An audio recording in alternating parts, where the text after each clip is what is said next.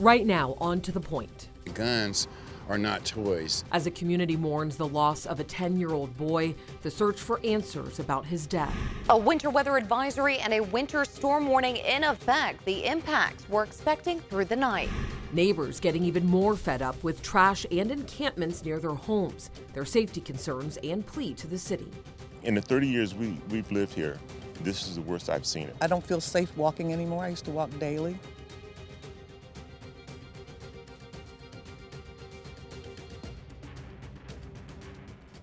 And first tonight, we are tracking that winter storm rolling into Northern California. You probably hear it right now. Thanks for joining us. This is To the Point, and I'm Alex Bell. Right now, you are looking at downtown Sacramento on the left, and then Donner Summit. A winter weather warning is going into effect in just minutes. So let's get straight over to meteorologist Carly Gomez, tracking all that rain and snow. Carly?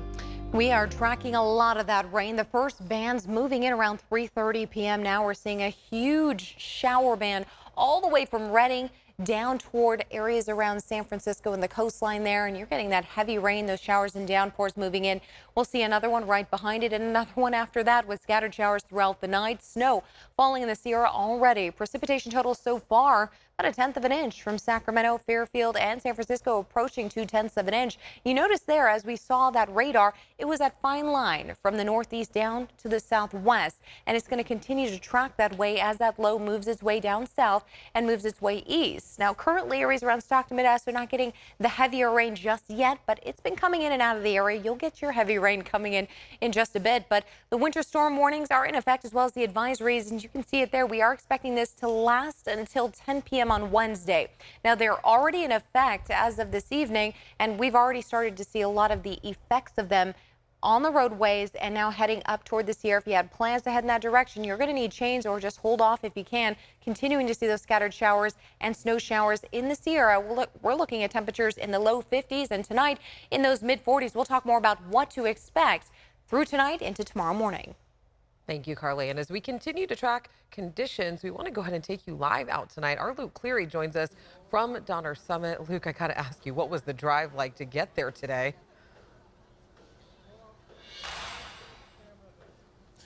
Well, I'll be honest with you, Alex, the drive up here wasn't so bad. It was after we arrived at about 4:45 that the flurries began. And this is just a glorious sight for the boarders and skiers here at Boreal Ski Resort. As you can see, folks are making their way up the mountain for some night skiing. And I've heard from folks that this has been a super slow start to the ski season. Of course, the Department of Water Resources had their snow survey earlier today, and the big headline there is we're about 25% of the average for this time of year. So again, conditions out here have been a little icy. You know, they've had to resort to the snow guns. That man-made snow doesn't quite have the same feel as the fresh powder. And so as these flurries have been coming down here, they've got a nice layer of powder up there in the upper parts of the ski resort, although some runs haven't been able to open at all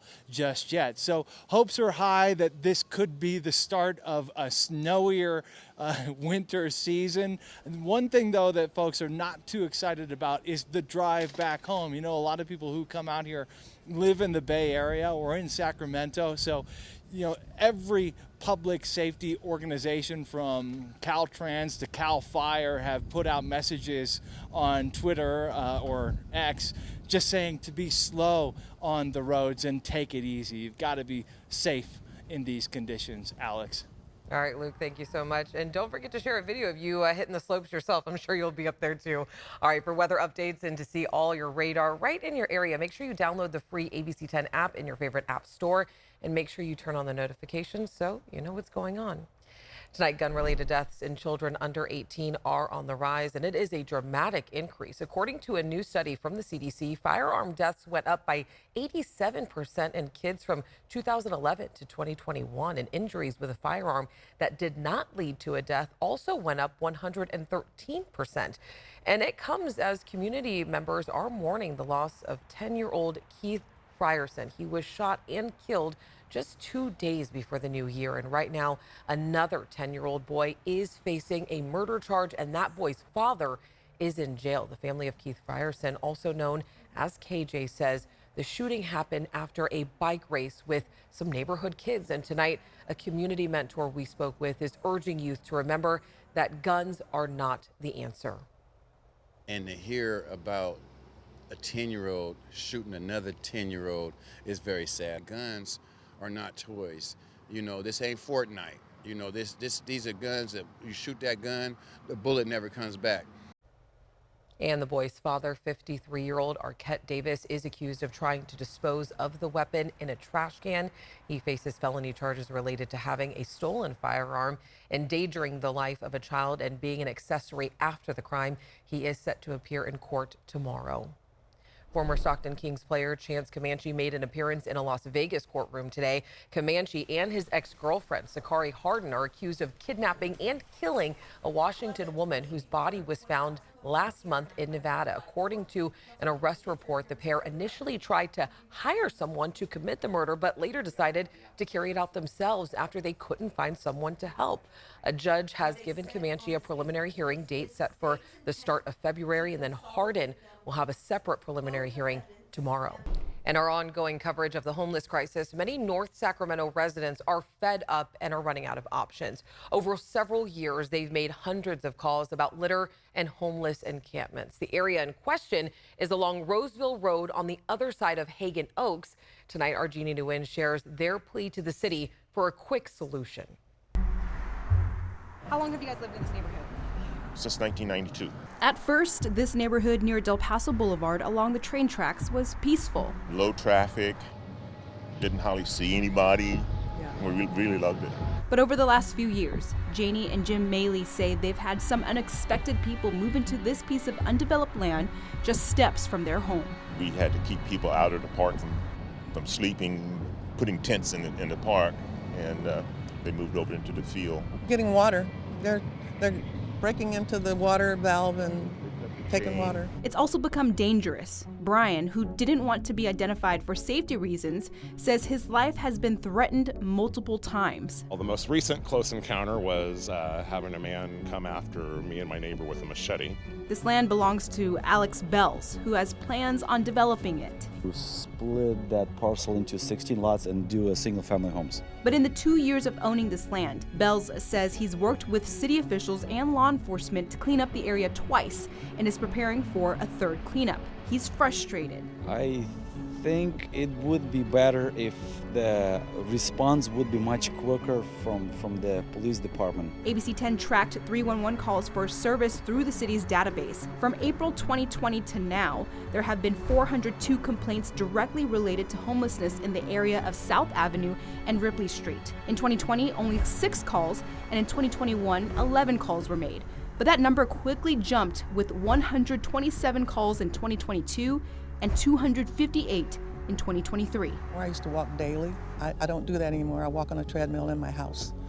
It's the We feel worst. like we're almost held hostage. A spokesperson for Councilmember Sean Laloe, who represents this area, tells us that unfortunately homelessness is a district-wide problem, but staff will look into this issue to try and mitigate the problem.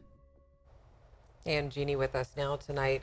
I want to talk about these homeowners because they specifically feel like not enough is being done, especially by law enforcement. Can you talk about that a little bit? Yeah, so I spent all day speaking with Sacramento police today about their concerns. And tonight, Sacramento police tell me the department hears these residents' concern. They say moving into this new year, the department will be using its new incident management team to respond to issues with the unhoused. They're partnering with fire and other city departments to not only address the concerns, but to come up with solutions that will benefit the community, all while trying to maintain the dignity of the unhoused. So tonight they are still waiting for something to happen and they're worried about their safety. All right, Jeannie, thank you. And there is a way that people can try to help the unhoused. Sacramento will host its point-in-time homeless count at the end of this month. The PIT count helps inform federal, state, and local decision-making and resource allocation to effectively address homelessness. The last count was held in February 2022. This year's will take place on 2 nights. That'll be January 24th and 25th between 5 and 11 at night. And if you would like to volunteer, we do have that information on our website right now. Next, on To the Point. Those showers coming down hard for the valley and the Sierra, how much rain and snow we're expecting. And we break down the new laws when it comes to workers and marijuana use while off the clock.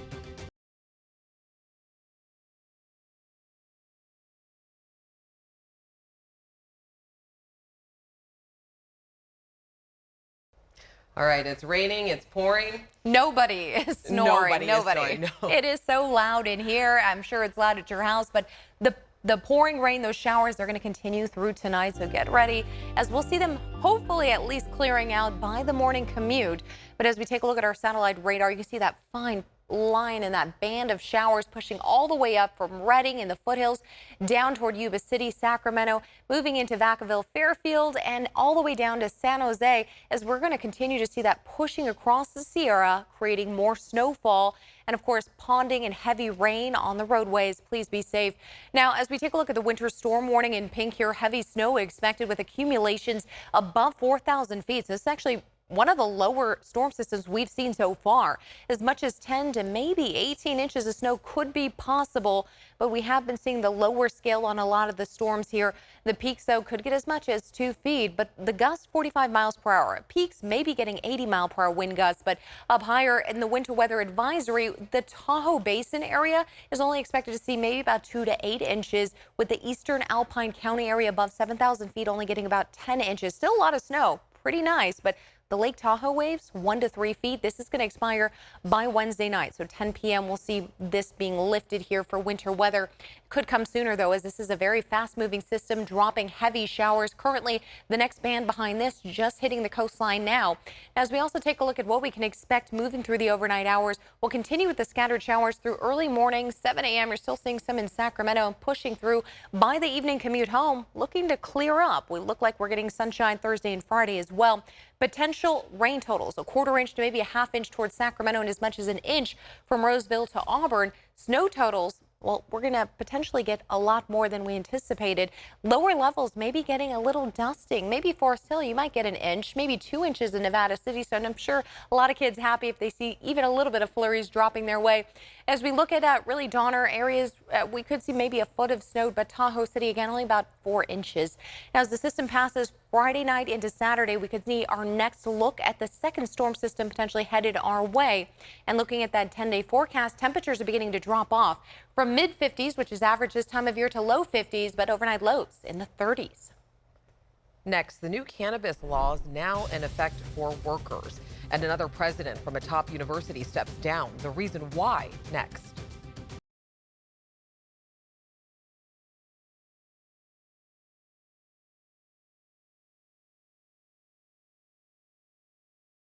With the new year comes hundreds of new laws in California, and one of them now allows the CHP to activate Ebony Alerts. The first in the nation law works like a silver alert for seniors, if you remember what that is, because the CHP can now notify the public of missing Black youth and women ages 12 to 25 and broadcast information over highway signs, radio, TV, and social media. And I also want to mention this: do not get caught speeding in large California cities. These 6 cities, including San Jose, Oakland, and San Francisco, can now catch and fine speeding drivers using cameras. And those fines will start at $50 for drivers who go at least 11 miles per hour over the speed limit. The state is hoping that it'll crack down on traffic deaths.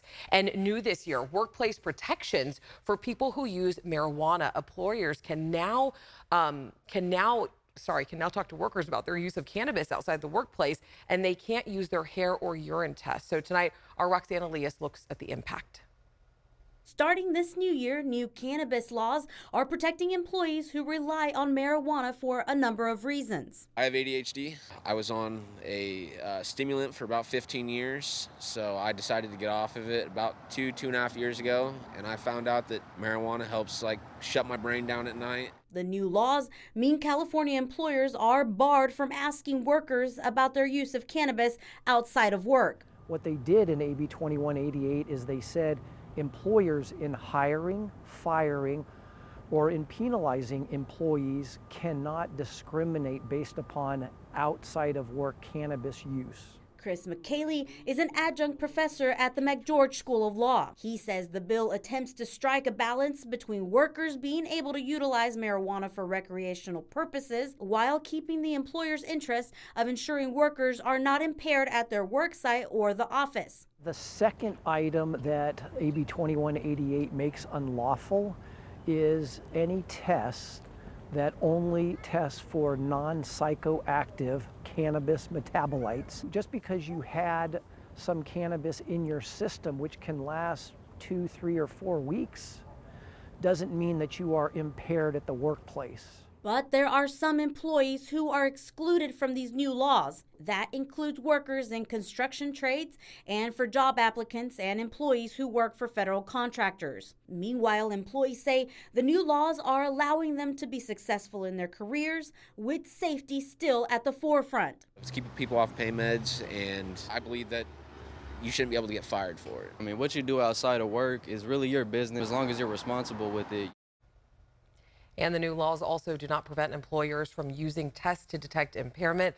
But McCallie says that employers have to have a standard process where they test all workers rather than selecting a few or targeting a select few.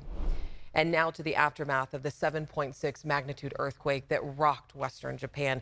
At least 48 people were killed, and right now rescue crews are scrambling to find any survivors as officials struggle to send food and water to impacted areas. Dozens of aftershocks blocked roads and landslides, and they're complicating efforts to reach the coast. Japanese officials say they met today at headquarters to discuss emergency disaster countermeasures, and they are continuing to warn residents to watch for any evacuations as there may be quakes to come. In California, we are no stranger to earthquakes' deadly and devastating effects. ABC 10 caught up with a well-known structural engineer from West Sacramento who specializes in earthquakes and is in Japan right now. This is something we can learn a lot in California, especially at the tsunami warning system. It's a really critical piece. And also the education, communication of how to evacuate people quickly.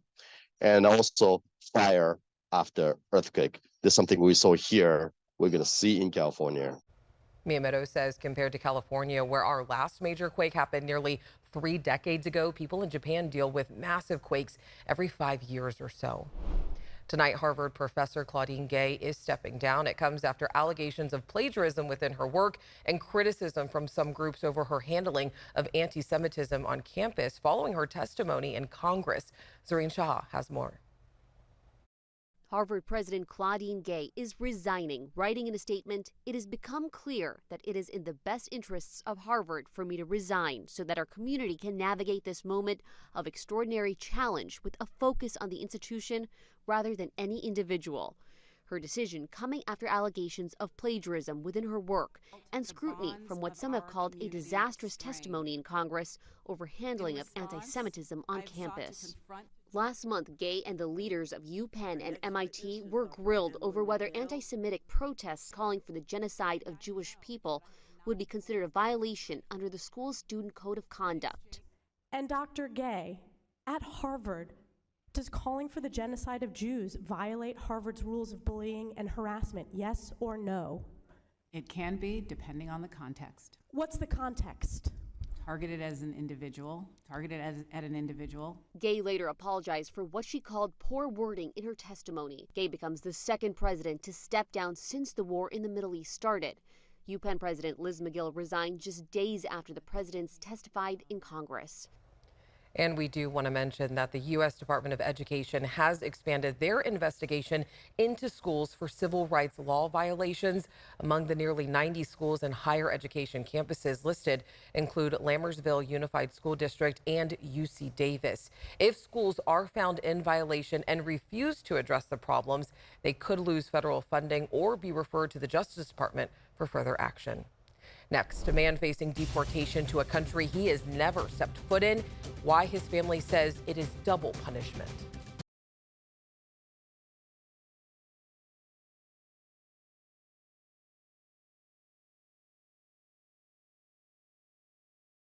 Tomorrow night, we've got basketball right here on ABC 10. The Bulls take on the Knicks, and that means To The Point will be back on Thursday. And we are working on a powerful, emotional, intriguing piece for you. A 40-year-old Stockton man is facing possible deportation any day now to a country where he has never stepped foot in.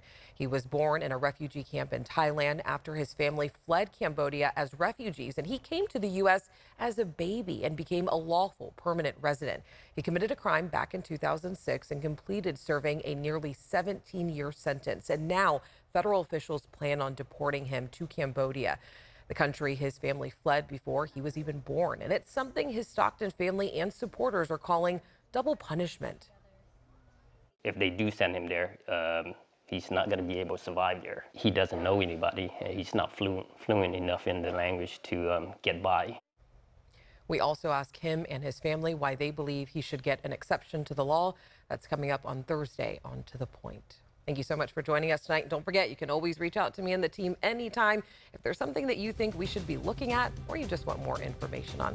Have a great night, and I will see you right back here tomorrow.